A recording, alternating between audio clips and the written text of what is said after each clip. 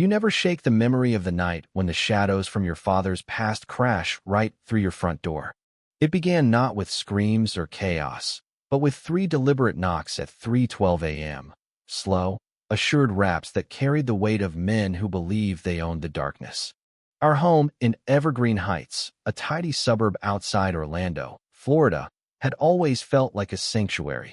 Manicured lawns, friendly waves over white picket fences, the hum of air conditioners lulling families to sleep.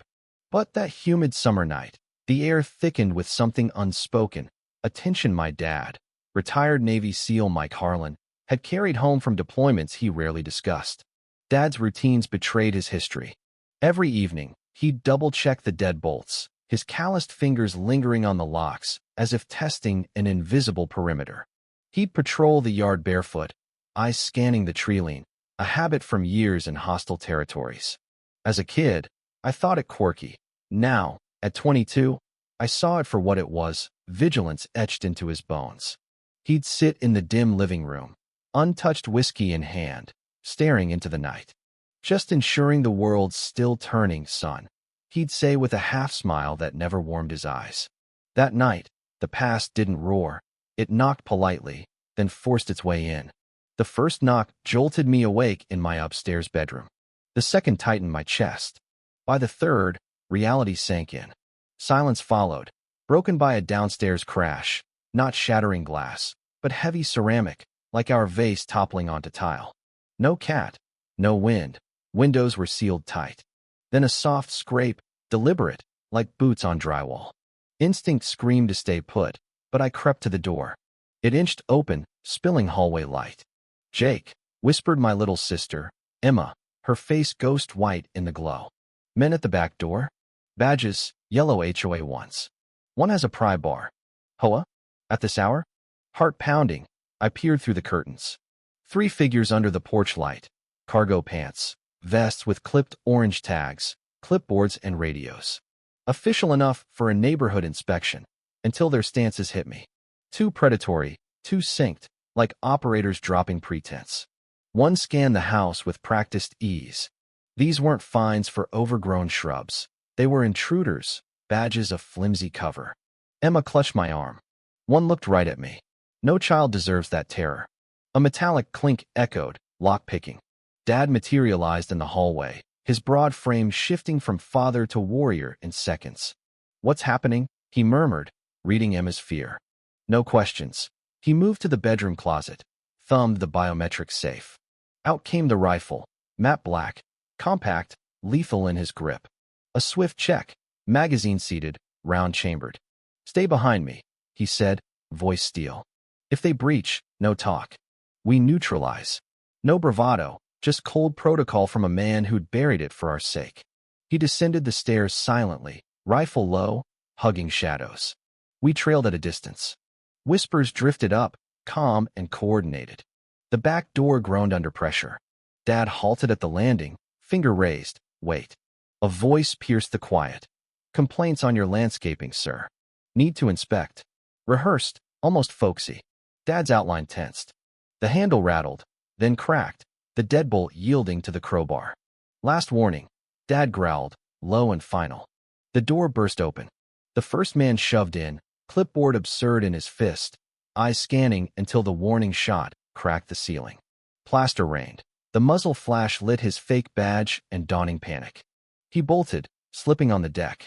Echoes hadn't faded when the second entered low, gun rising. Dad fired twice, shoulder hit, then a leg drop. The intruder crumpled, weapon skittering across tile.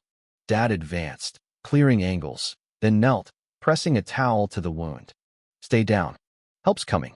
Even invaders got his field medic skills. Lives mattered, enemy or not.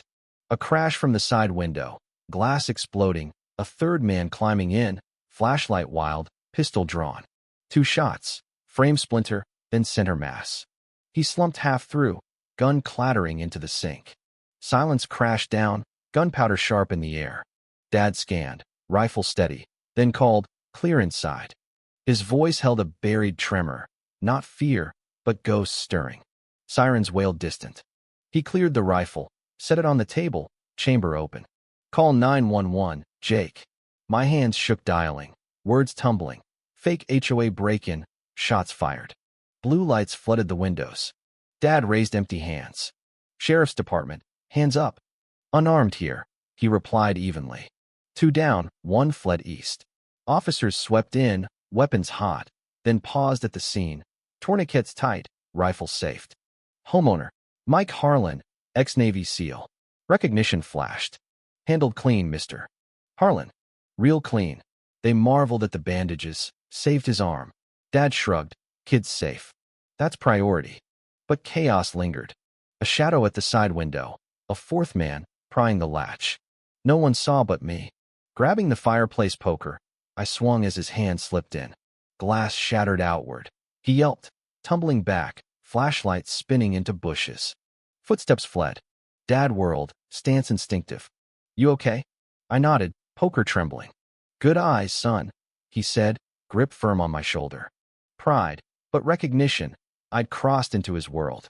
Police swarmed anew, K9 trailing blood drops. Neighbors gawked from robes, whispers buzzing. That SEAL guy? HOA fakes. Dad briefed detectives methodically, no embellishment. As dawn broke, he unearthed a hidden case from the closet shelf, a flash drive, military markings faint. Plugging it in revealed encrypted files, ops reports, maps, red-circled faces. One folder, Palm Grove Enterprises, shell companies tied to our address. Targets from my last tour, he murmured. They weren't random thieves. They wanted this, data on me. The photo sealed it. Younger dad in desert gear, labeled Asset 32, retired Florida ops. Past unearthed, vendetta alive. Days blurred into scrutiny. News vans clogged the street. Headlines screamed, sealed dad blasts fake cops in suburban standoff. Comments raged, hero or vigilante. Overkill in a safe neighborhood? HOA distanced itself sterilely. Dad ignored it, focusing on repairs, patching ceiling, replacing glass. But debates simmered. Was lethal force justified preemptively? Dad's calm shots saved lives, yet sparked gun rights fury. One intruder died. The wounded faced charges, 4th caught hiding data tools. Investigation tied them to corporate hitmen chasing old SEAL intel for black market leverage. Weeks on, normalcy returned, fragile but real. Breakfasts resumed. Emma's nightmares faded with Dad's stories, not war tales, but grilling tips. He hugged us one evening on the porch, rifle long stored. War changes addresses, but family holds the line. The 4th man's trial exposed the plot. Ex-op contractors hunting classified drives for foreign buyers. Dad testified, drive surrendered to feds, threat neutralized. No loose ends, justice sealed with convictions. Evergreen Heights healed, but scars lingered in quiet talks. Dad's vigilance eased, replaced by porch swings and barbecues. We'd survived not just intruders, but the pull of endless war. Peace came when sounds returned. Kids laughing, mowers humming, proving safety's true rhythm. What do you think? Was Dad's trigger pull justice or escalation? Share your stance in the comments. When does self-defense cross into controversy? From Florida suburbs to heartland towns, your views on violence, fairness, and standing your ground keep the conversation alive.